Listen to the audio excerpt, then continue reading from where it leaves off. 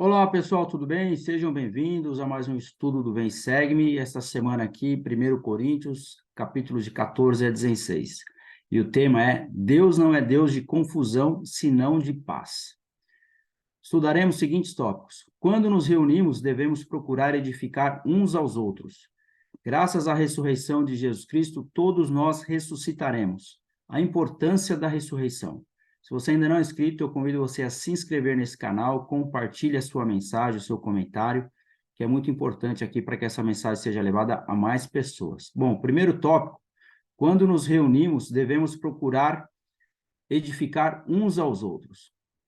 1 Coríntios 14 fala sobre isso, né? 31 a 33. Porque todos podereis profetizar uns depois dos outros, para que todos aprendam e todos sejam consolados.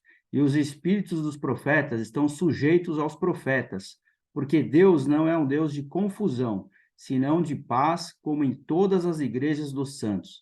Então aqui a gente aprende que Deus faz todas as coisas em ordem. A casa do Senhor é uma casa de ordem.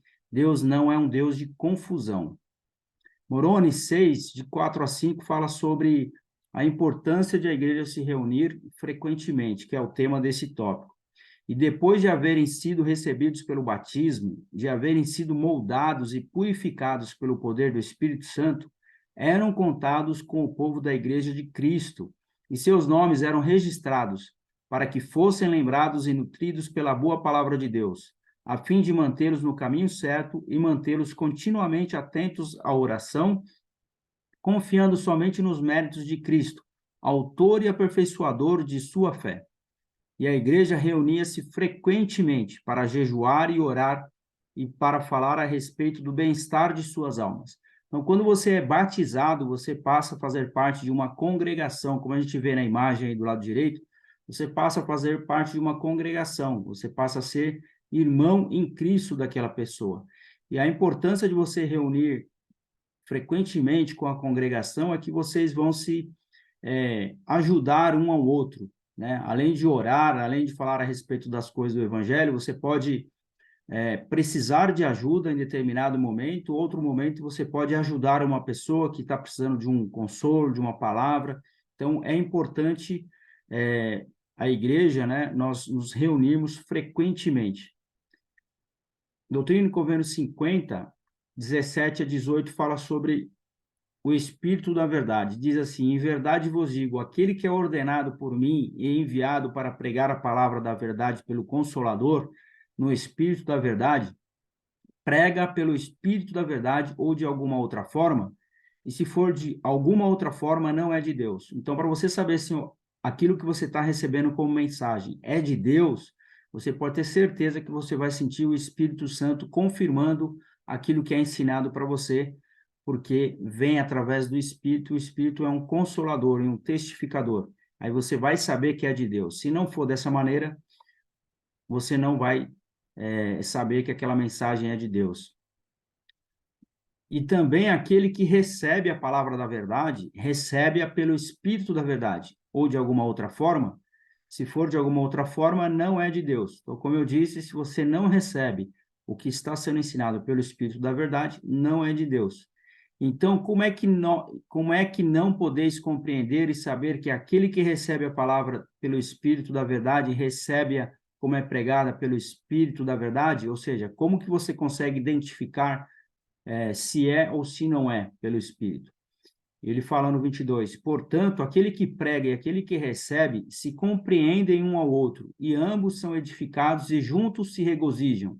Então, ou seja, como que você sabe que aquilo que está sendo ensinado é de Deus, que vem através do Espírito da verdade? Porque você passa a compreender e concordar com a pessoa que está te ensinando. Se você já foi ensinado pelos missionários da igreja, por exemplo, quando você sente e começa a concordar com os ensinamentos dele, o Espírito está testificando que tudo aquilo é verdade. E ele finaliza, e aquilo que não edifica não é de Deus, e é trevas. Então, se você começa a sentir um estupor de pensamentos, começa a sentir mal a respeito daquilo que estão falando para você, você começa a ficar em dúvida, você vai ter certeza que aquilo não é de Deus. Continuando. Próximo tópico. Graças à ressurreição de Jesus Cristo, todos nós ressuscitaremos. Então, nós sabemos, né, a imagem aqui ao lado direito, exemplificando a ressurreição de Jesus Cristo. E assim como Jesus Cristo ressuscitou, todos nós vamos ressuscitar. Isso é importante, nós sabemos disso. Em Coríntios, 1 Coríntios 15, de 3 a 4, fala assim: porque primeiramente vos entreguei o que também recebi, que Cristo morreu por nossos pecados, segundo as Escrituras, e que foi sepultado e que ressuscitou ao terceiro dia, segundo as Escrituras. Então, nós aprendemos que Jesus Cristo, ele morreu, pagou pelos nossos erros, pelos nossos pecados, ele foi sepultado e também ressuscitou no terceiro dia.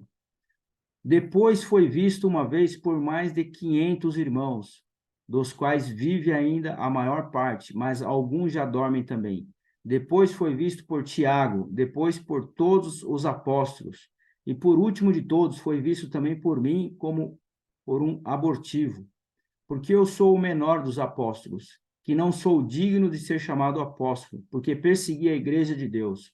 Então é aqui Paulo falando que ele se achava o menor dos apóstolos, porque um dia ele perseguiu a igreja de Deus.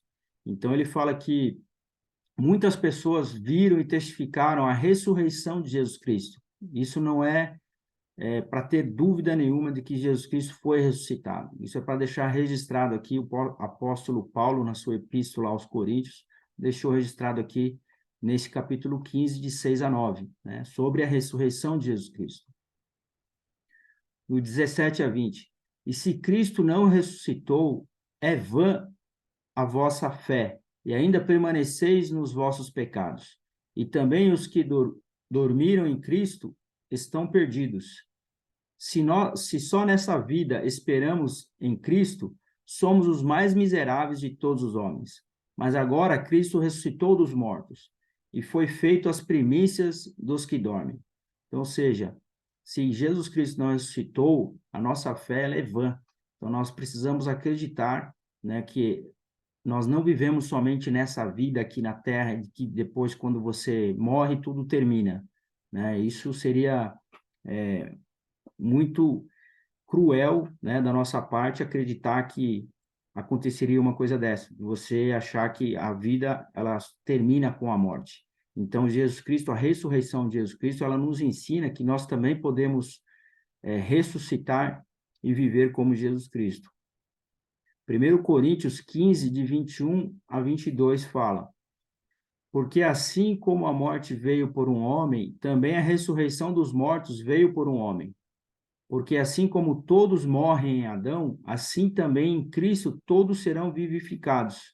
Então, ou seja, o que significa todos morrerem em Adão? Então, nós sabemos que Adão, juntamente com Eva, eles comeram do fruto, né, da árvore da vida, e a partir daquele momento que eles comeram do fruto, eles passaram a ter a morte, né, como uma coisa óbvia que aconteceria, eles morreriam, né? Enquanto Adão e Eva estavam no jardim do Éden, sem comer do fruto, eles viveriam naquele estado ali para sempre. A partir do momento que eles comeram do fruto, eles passaram a ser pessoas pecadoras, passaram a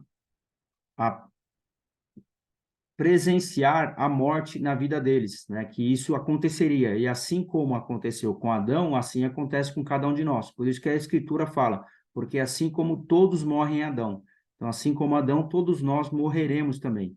Mas também seremos vivificados, assim como Jesus Cristo foi ressuscitado. Nós ressuscitaremos. Então, continuando. 1 Coríntios 15, 29. De outra maneira, que farão os que se batizam pelos mortos, se absolutamente os mortos não ressuscitam? Por que se batizam eles, então, pelos mortos? Então, olha só essa escritura, 1 Coríntios 15, 29. Eu queria que você registrasse essa escritura na sua Bíblia, você marcasse com um texto, né? Aqui fala justamente sobre o batismo pelos mortos. O que você entende sobre isso? Qual é a primeira coisa que vem, se você nunca ouviu falar sobre isso? O que você entende? O que vem na sua mente? Quando Paulo, ele faz essa pergunta, né? De outra maneira, que farão os que se batizam pelos mortos, se absolutamente os mortos não ressuscitam? Por que se batizam eles, então, pelos mortos? Então, era uma prática que acontecia de as pessoas serem batizadas pelos mortos. Então, aqui do lado direito, a gente vê uma pia batismal, que é uma pia onde são realizados os batismos pelos mortos, dentro dos templos da Igreja de Jesus Cristo dos Santos Últimos Dias. Como esse batismo é realizado? Ele é realizado através de uma procuração. Então, eu vou lá me batizar, por exemplo, alguém vai junto comigo, um portador do sacerdócio, ele me batiza, batiza o Alex em lugar e a favor do meu avô, por exemplo, que já é falecido. Então, por que que essa prática é realizada? Nós vamos aprender sobre isso.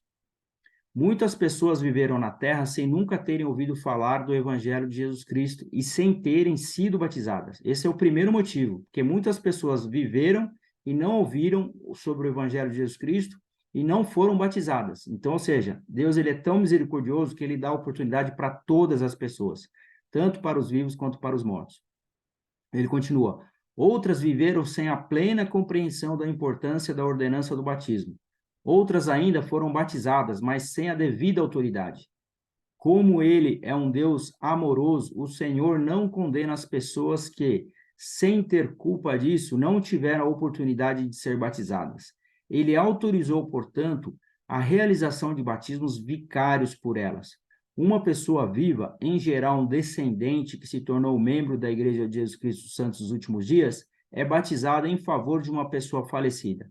Então, como eu disse, normalmente o membro da igreja, ele batiza aquele seu familiar já falecido, né? Em lugar e a favor, através de uma procuração, como eu disse, ele vai em lugar e a favor de um familiar que já faleceu.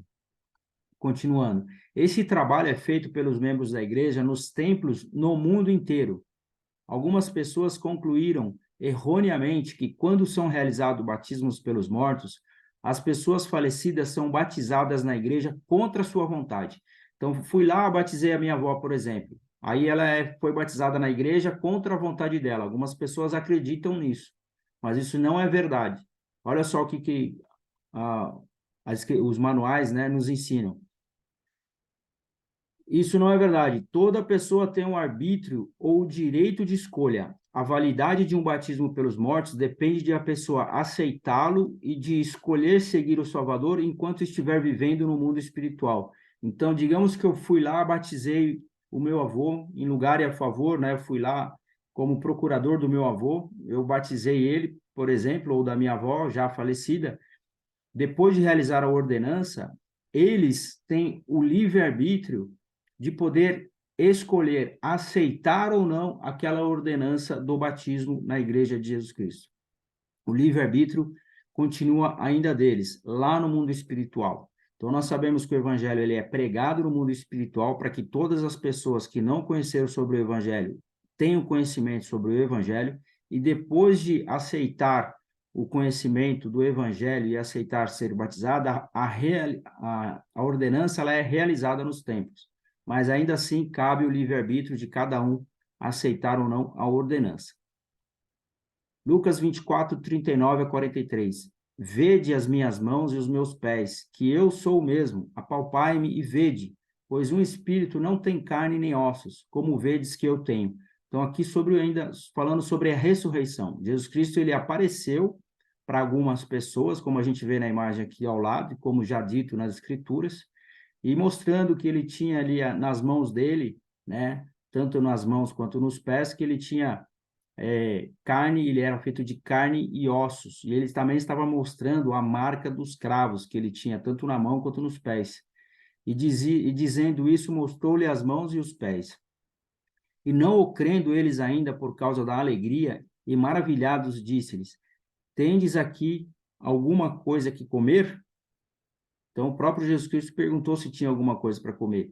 Então, eles apresentaram-lhe parte de um peixe assado e um favo de mel, o que ele tomou e comeu diante deles. Então, para provar que ele era Jesus Cristo ressuscitado, que ele era uma pessoa de carne e ossos, né? Quando você ressuscita, o seu espírito ele se reúne ao seu corpo novamente.